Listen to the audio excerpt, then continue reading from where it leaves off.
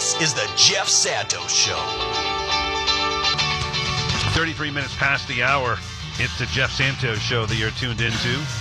I see the people have nothing to say. They try to tell you how to run your day. I see their faces and I want to cry. 'Cause if we to pieces out, you're gonna ask me why. Well, we always talk about him as a Renaissance man. We talk about his great journalism, Democracy Watch News. You can find out more there. And, of course, you can follow him on Twitter, but you can hear his music. That's what you're hearing right now. And that's why we love our good friend Mark Taylor-Canfield. This is his newest song. You can take an oath for this moment and live just for today. Those riches calling out. Hey, Mark, what's this called, my friend? Hey, thanks for playing it, Ron. You rock. This is called Keepin' Up with the Joneses. So it's a song about, it's based partly on an experience that my good buddy from Philadelphia just had, who had a great paying job with amazing benefits, was making tons of money, just rolling the cash, and then one day realized it was a horrible job, and he had to get out. So it's about people who sometimes think that money is more important than happiness, or that, money is more important than time, which I think the opposite. I think time is much more valuable than money, but that's just me. I value my independence and my freedom more than, rolling in the cash. But Yeah. I'm excited about this new song because I think it is a potential hit. And, I think it will really help my career. It's definitely a rockin' kind of song. I've been thinking a lot about Jack White and seeing him in performance last year at the WAMU here in Seattle. I've been thinking about Jimi Hendrix, of course, and Led Zeppelin. So I sat down with my Marshall amp, and I came up with a nice guitar sound, and I just started this riff, and the next thing I know, I had a song. So I'm excited. It's so fun to be in the studio, Chuck. You don't know. It's just, for days and days, you do nothing but eat, sleep, and drink music. And it's one of the best times in my life when I can just wake up every day and know that I can spend hours in the studio doing something creative, and it's really a good time for that because there's not much else happening, and we're not playing out live, so it's pretty much, time to stay indoors. By the way, honestly, Jeff, I have to tell you this, and I know people are going to have a really hard time believing this, but it's raining in Seattle. Oh, my and God. You tell people that. That's okay. breaking news. I know it's hard to believe. Yeah. Oh, my word. Well, let me start off with, I think, we want to see your career in music, go big time. And hopefully in the coming weeks, we'll give you an opportunity to play a lot more of your music, a lot of rock music that has emanated out of the great state of Washington, from Hendrix to Pearl Jam to Nirvana. But I want to start our conversation today with what is happening with your governor, and how, as we just spoke with Melissa Tomlinson about what New Jersey is doing or not doing, it seems your governor has actually pulled together some new restrictions: no indoor food at restaurants or bars, only outdoor seating and takeout, no crowd sports events, which of course most of the states outside of the Deep South is doing that. No seating at bars, but table seating allowed for taverns, allowed open till 11. Can you give me a little more info on that? I don't understand. If you're not going to have indoor eating at restaurants and bars, so they're going to allow the taverns to be open, and you could sit at the bar that way, or you could sit at the table, I should say, not at the bar. I don't understand that logic. Can you give me some insight into that? Well, first of all, this is pursuant of Governor Inslee's proclamation. Actually, it did go into effect today, and he's extending this through December 14th, and it's a further series of restrictions based upon the restrictions that are already in place. So there will be no indoor food allowed. There will be no more indoor eating or food courts and that kind of thing, but you can still do your pickup and takeout, and you can actually sit outdoors. Of course, it's coming on winter here, so it's not going to be that warm, although there are some places that have covered outdoor places. They're open on the sides but are covered on top and then have a heater, So apparently that's still acceptable. The main thing, Jeff, I think, is that they're going to reduce guest occupancy to all of these businesses, including retail businesses, to 25% of the building occupancy. So it's just going to really restrict the number of people that are allowed in these places. And it will really hurt, once again, of course, small retailers, unfortunately, and then makes it pretty, impossible for there to be live music venues at this point, which is just really disappointing for me. I mean, and yes, it is very difficult to get your music career going and get the airplane attention when nobody's playing live. But, I hang out with a group of musicians here, like the Black Tones and some really General Mojo and some really great bands, and we all kind of have a family, and I think in each other's eyes, and some of us are, getting some national attention, but I think in each other's eyes we're all superstars, and that's the main thing. But it's really hard to get that family of musicians out there for the rest of the world to see when you have these restrictions. But at the same time, I mean, people are going along with it because they know that these are health and safety issues that need to be addressed. And you'll still be able to go into a bar, but you'll have to sit at a table with no more than 5 people, and it has to be 6 feet away from another table, and there's no one allowed at the bar itself. So no bar seating is available. But it's really, I mean, it's pretty much, it's not a complete lockdown, Jeff, but it's getting close. It's to the point where it's just going to make it really difficult for people to go out. And I think that's the governor's intent in mind. Yeah, I mean, let's stop it. I mean, you can very easily give money to people, and this is why I think that the quicker you can get some stimulus from McConnell and Pelosi, presumably, that Trump will sign, maybe a Christmas gift to the country, even if they're all Scrooges, and then Biden's going to have to incorporate a $2K a month proposal that keeps people home and keeps the teachers home. Now, I guess in Washington State, you've had only remote schooling, or is that just in Seattle? Most of the state is remote schooling only. And by the way, these restrictions that are being placed upon businesses in the state are also pursuant to not only the Department of Health and Safety, but also the Department of Labor and Industries, who are also in on this and are trying to regulate safety at the workplace to protect employees, of course, and to protect workers. So this is also about the employees and trying to keep them safe. And I think it just comes back to, once again, and we've talked about this before, and I know you've been talking about it today, they're really, I mean, the only way that we're going to keep things working in a city like Seattle, okay, and in a state like Washington, is there's going to have to be government relief. That's just the way it is. It's like the Great Depression particularly for those small businesses, those music. You talk so much about the Showbox. Give aid to these folks. There should be a fund to keep art and music venues open. There should be money for these small mom and pop stores and taverns that are there. I mean, there's no reason with a country this wealthy. And the amount of money that the 1% and 2% have, that you can't, figure a way to do this. And I think everyone, whether you're making $500,000, the fact is people can afford to give a little more. And they're going to have to, even if it's $5 more, if you're making $16,000 a year, $5 in taxes, that's $5 a month.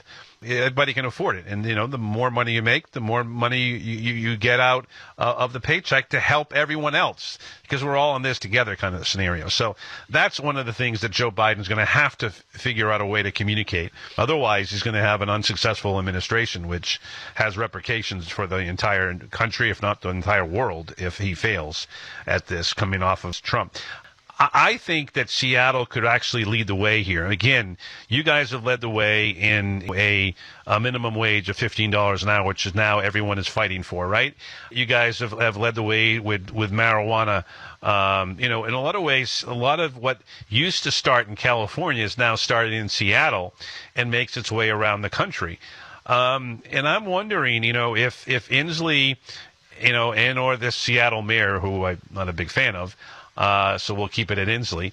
If he can put together some ways of funding from, all of his big albatrosses that are Starbucks, Amazon, Microsoft, that maybe that's a starting point for other states to follow, and then eventually when Biden gets in, that there is some federal dollars, not just relying upon the big, heavyweights, but maybe that's a starting point. Any discussion upon that? Because look, all the money that comes out of Bezos and Gates and whoever's left there at Microsoft, I don't even know anymore, to put that money back into the city of Seattle and back into the state of Washington. The city council was able to finally pass. Shama Sawant, the Democratic Socialist council member, was finally able to get her initiative through after it was vetoed last year by the mayor. And the city council actually, before this last election, rescinded their own vote on trying to tax the major corporations in Seattle. They were able to get that through. So there has been some headway on providing relief, especially for homelessness in this city, from some of the major corporations. The thing that I keep going back to is that if you look at a lot of the statistics, the one thing that has decreased poverty recently more than any other initiative has been the relief checks. It's seriously small amounts of money like that. $2,000 can make the difference between someone being evicted, someone being able to buy food or get their prescription to rise a little bit out of debt and try to cover their bills. And when you're talking about people living in poverty and lower middle income people, it really doesn't take a lot to help them. A little boost like that goes such a long ways in reducing poverty in the community. And so to me, it's a no-brainer. And also, Seattle has a tradition of this even from their own musicians. We've got Mike McCready has been working with the Black Tones and Dave Matthews and Duff McKagan and all these folks. Aaron Jones, who's an unsung hero in Seattle. You're talking about people who are not as famous as they should be. Oh, man. Aaron Jones is one of the best guitar players I've ever heard, and did the Jimi Hendrix-style version of Star Spangled Banner on the main stage at Hempfest as the sun was sitting on the Olympic Mountains behind him. It was mind-blowing. But he got together with Mike McCready, Chris Ballou from the Presidents of the United States of America, the Black Tones, Mike McCready from Pearl Jam, and they did a concert online called Songs of Hope, a benefit for musicians' health. And what it is it's raising money for musicians to deal with their medical bills. So that's one version of how the community itself, that happened on October 28th. So that's what's been happening. We've got Eddie Vedder performing online at the One World Together at Home events. There's some live streaming events going on Instagram and on Facebook where some of the musicians are getting together, and they're all talking about providing relief to the artists and the bands and the music venues in this area, because it's the heart of Seattle. The vibe of Seattle has always been music, and especially rock and roll. And without that, Jeff, it's been a very strange town to live in. I mean, it's still very progressive, and there have been plenty of political events that have kept people active in terms of the election and the Black Lives Matter movement and other things going on. But in terms of the music, I think a lot of musicians here are just confused, and we're all trying to figure out what the next step is. But think about all the musicians and the fact that a stimulus check to them, might actually keep them playing music for the next, couple months or something. Maybe they don't have to have 4 jobs or whatever it is, to pay the rents here in Seattle that are skyrocketing. Some kind of relief like that. I just keep thinking about FDR and the Great Depression and the stories in my family about some of my relatives who were back there in the Midwest during the Depression and how terrible it was with the banks foreclosing on everybody's farms. And that's why a lot of people moved out here, by the way, is to get away from the Dust Bowl and the bank foreclosures. But we need major relief efforts. And then there was this idea that, let's give people unemployment insurance and Social Security insurance. Let's make sure that we build a lot of schools and provide adequate education. I don't know how many schools, even in Washington State, I go by all the time, that are those old brick and mortar 30s-style public schools that were built. All built with FDR in the 1930s. Yep. It's here, particularly in the East Coast. It's still there. I mean, I walked by when I was in the beach in August. When I put it up on Twitter, it's the old WPA, Works Progress Administration, right there on the beaches in Newport.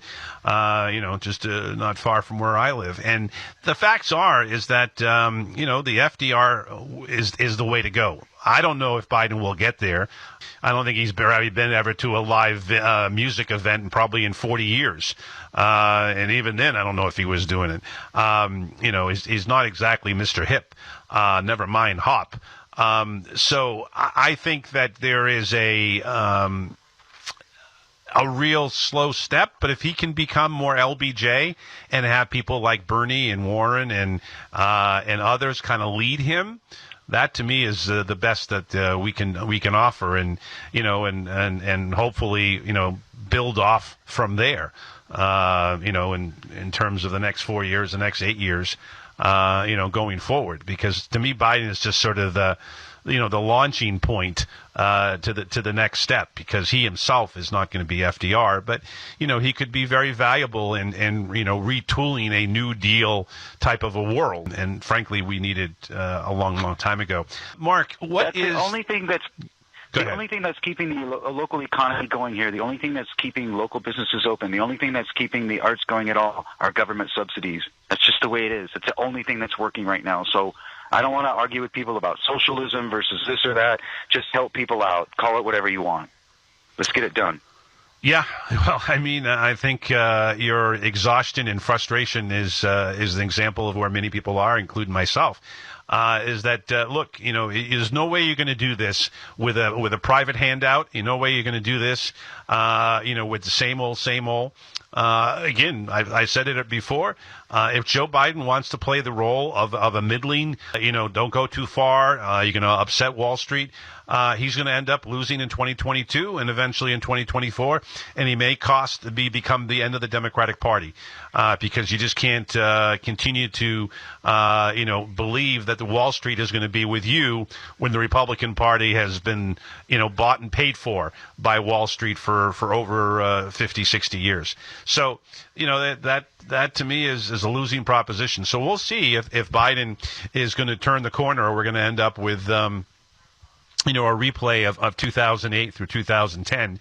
And we saw what happened to the United States House and Democratic governors and gerrymandering across the country. So there you go. Let me ask you this. Do you sense that there is hope? Or is it despair that you're getting from people who, whether they're in the music world or just young people in general? You can't go out to bars, you can't go see live music, you can't go to a Mariners baseball game, or eventually you're going to have a hockey team in another year. You can't go to a Seahawks game either. So there's only limited things you can do besides gathering at friends' house, and there's obviously limitations on that too. Well, let's not forget about the rugby team, the Seawolves. yeah, but you can't have live. The MLS. Yeah. The MLS. You know what I mean? There's no live sporting events, according to you, but you get the whole thing. Yes, I do. And well, this is something I would like to discuss on my YouTube channel is what is going on with social interaction these days? Because I have people asking me, it's like, well, hey, are people dating in Seattle? I mean, how do you meet someone these days when everybody's holed up, and trying to avoid everyone? Right. Is anybody actually starting relationships? Is there any kind of dating going on? What are the relationships like that Are people having children? Are they not having children? What's going on? And I think, that's a subject that not a lot of people are paying attention to, but I'm very curious about it, because I know that a lot of my friends are a little bit isolated. Now, some of us have our little pods, as we call it. It's a great place, for that, since the orca whales have their pods here. But there are small groups of people. We're all kind of isolated. There's nowhere to be around large groups of people because there are none. So we end up getting together and do some outdoor activities and things like that. And it's very small groups, very select people. And we're just trying to be careful with who we hang out with. But it's going to be more difficult for me to go down and hang out with the owners of some of the bars around Seattle, who I really appreciate, like the people who own the Cyclops, which has been there forever. John, especially, he's also got a band called the Metal Men, and he's known Eddie Vedder for years, and all those guys used to come in there and hang out during the grunge days. He's still around doing his thing, but it's just going to be a little bit harder for me to go visit him because I guess we can have a beer at a table somewhere towards the back of the bar, but we can't really, eat inside, and we can't sit up at the bar. So it'd be a lot less social. But I have a feeling that there are probably less. I could be wrong. I'd be interested in what people have to say about this, but I would assume that in Seattle in particular, there are probably less people dating, probably less people getting hitched, getting married, moving in together, and having children because there's just not much of that social kind of interaction going on. Yeah, it's hard. I mean, you can only do so much, and you can talk online, talk on Zoom, talk on the phone, text each other. But after that, it's a hard, to actually see that person in public because he had so many concerns about, does the person have COVID? Does the person that they live with, if they live with parents or grandparents, if they have kids, do the kids have it? So, there's a whole slew of scenarios that now go into this that you never had to deal with before. So, and a lot fewer places to hang out. And you can't go anywhere to meet Mr. and Mrs. Right. Yeah, exactly. You can't go watch MTC play 2 hours.